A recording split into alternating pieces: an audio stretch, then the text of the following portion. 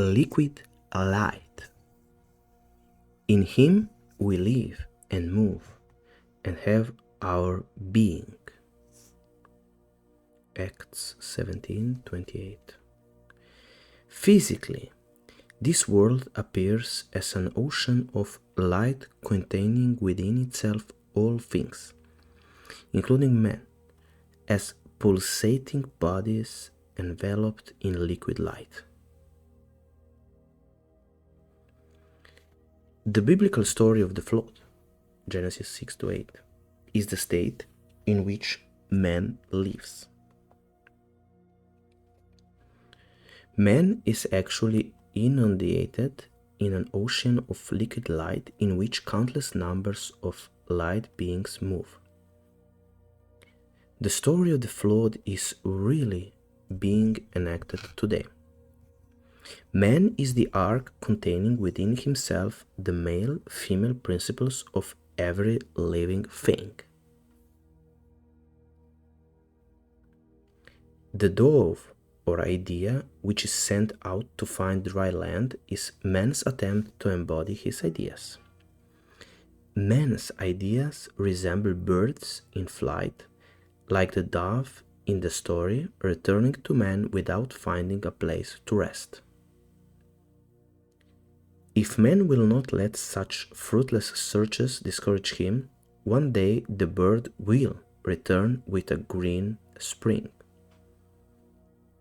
After assuming the consciousness of the thing desired, he will be convinced that it is so, and he will feel and know that he is that which he has consciously appropriated, even though it is not yet confirmed by his senses. One day, man will become so identified with his conception that he will know it to be himself, and he will declare, I am that which I desire to be, or I am that I am. He will find that as he does so, he will begin to embody his desire. The dove or desire will this time find dry land, thereby realizing the mystery of the Word made flesh. Everything in the world is a crystallization of this liquid light. I am the light of the world. John 8:12, 9:5, and 12:46. Your awareness of being is the liquid light of the world, which crystallizes into the conceptions you have of yourself. Your unconditioned awareness of being first conceived itself in liquid light, which is the initial velocity of the universe. All things, from the highest to the lowest vibrations or expressions of life, are nothing more than the different vibrations of velocities of this initial velocity. Gold, silver, iron, wood, flesh, etc. are only different expressions or velocities of this one substance, of this liquid light. All things are crystallized liquid light. The differentiation or infinity of expression is caused by the conceiver's desire to know himself. Your conception of yourself automatically determines the velocity necessary to express that which you have conceived yourself to be. Again, your conception of yourself automatically determines the velocity necessary to express that which you have conceived yourself to be. The world is an ocean of liquid light in countless different states of crystallization. The breath of life.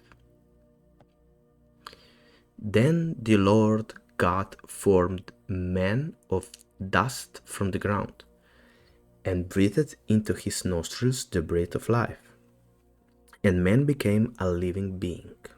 Genesis 2:7. As thou knowest not what is the way of the Spirit, nor how the bones do grow in the womb of her that is with child, even so thou knowest not the works of God, who maketh all, just as you don't know how the breath of life enters the limb of a child without its mother in its mother's womb. You also don't understand how God, who made everything, works. Ecclesiastes 11:5. And it came to pass, after these things, that the son of the woman, the mistress of the house, fell sick, and his sickness was so sore that there was no breath left in him. Kings 17:17. And he, Elijah, went up and lay upon the child, and put his mouth upon his mouth, and his eyes upon his eyes, and his hands upon his hands, and stretched himself upon the child, and the flesh of the child waxed warm. Kings 4:34. But after the 3.5 days the breath of life from God came into them, and they stood on their feet, and great fear fell upon those who were watching them. Revelations 11:11. Did the prophet Elijah really restore to life the dead child of the widow? This story, along with all the other stories of the Bible, is a psychological drama which takes place in the consciousness of man. The widow symbolizes every man and woman in the world. The dead child represents the frustrated desire and ambitions of man, while the prophet Elijah symbolizes the God power within man or man's awareness of being. The story tells us that the prophet took the dead child from the widow's bosom and carried him into an upper room. As he entered this upper room, he closed the door behind them. Placing the child upon a bed, he breathed life into him. Returning to the mother, he gave her the child and said, "Woman, thy son liveth." See, thy son liveth, from Kings. Man's desire can be symbolized as the dead child. The mere fact that he desires is positive proof that the thing desired is not yet a living reality in his world. He tries in every conceivable way to nurse this desire into reality, to make it live, but finds in the end that all attempts are fruitless. Most men are not aware of the existence of the infinite power within themselves as the prophet. They remain indefinitely with a dead child in their arms, not realizing that the desire is the positive indication of limitless capacities for its fulfillment. Let man once recognize that his consciousness is a prophet who breathes life into all that he is conscious of being, and he will close the door of his senses against his problem and fix his attention solely on that which he desires, knowing that by so doing his desires are certain to be realized.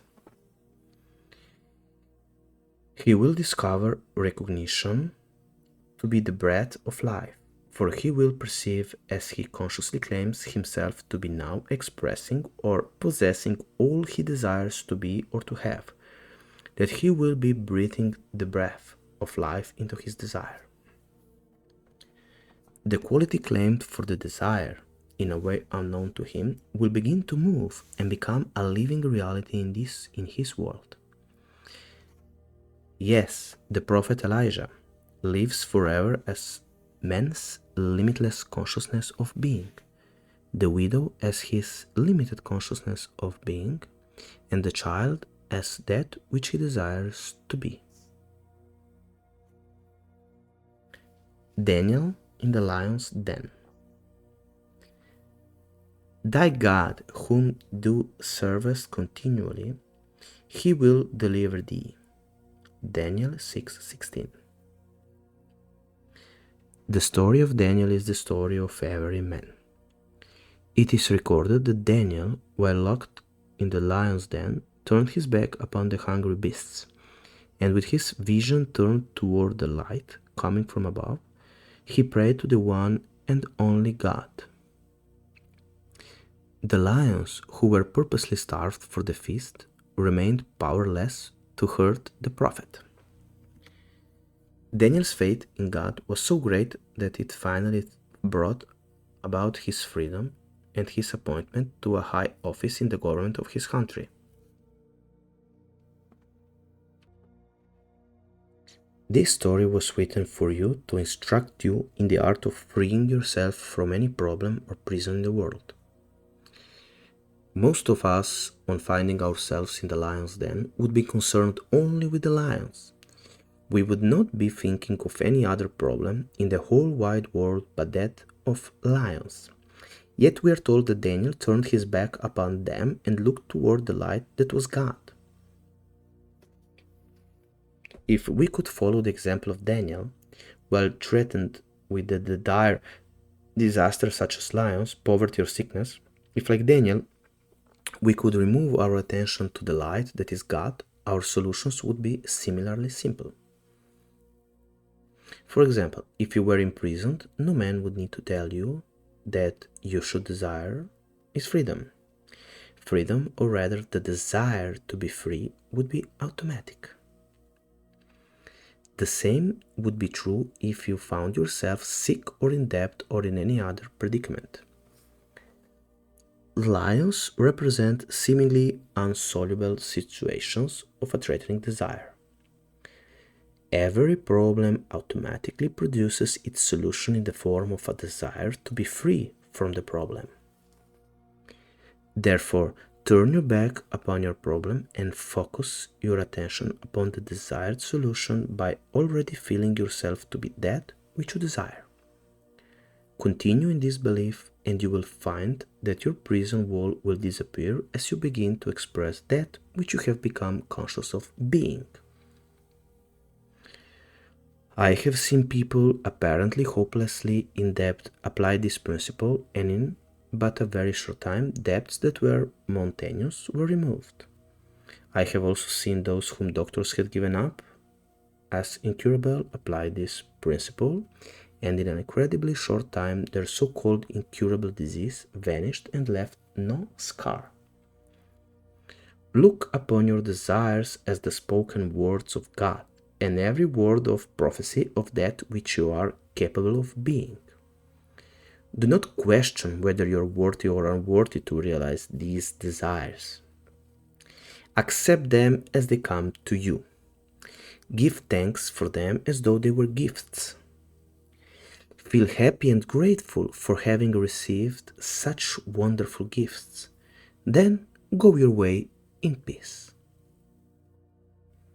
Such simple acceptance of your desires is like the dropping of fertile seed into a never prepared soil. When you drop your desire in consciousness as a seed, confident that it shall appear in its full-blown potential, you have done all that is expected of you. To be worried or concerned about the manner of their unfoldment is to hold these fertile seeds in a mental grasp and, therefore, to prevent them from really maturing to full harvest. Don't be anxious or concerned as to results. Results will follow just as surely as day follows night. Have faith in this planting until the evidence is manifest to you that it is so. Your confidence in this procedure will pay great rewards. You wait but a little while in the consciousness of the thing desired. Then suddenly, and when you least expect it, the thing felt becomes your expression. Life is no respecter of persons and destroys nothing. It continues to keep alive that which man is conscious of being. Things will disappear only as man changes his consciousness. Deny it if you will, it still remains a fact that consciousness is the only reality, and things but mirror that which you are conscious of being.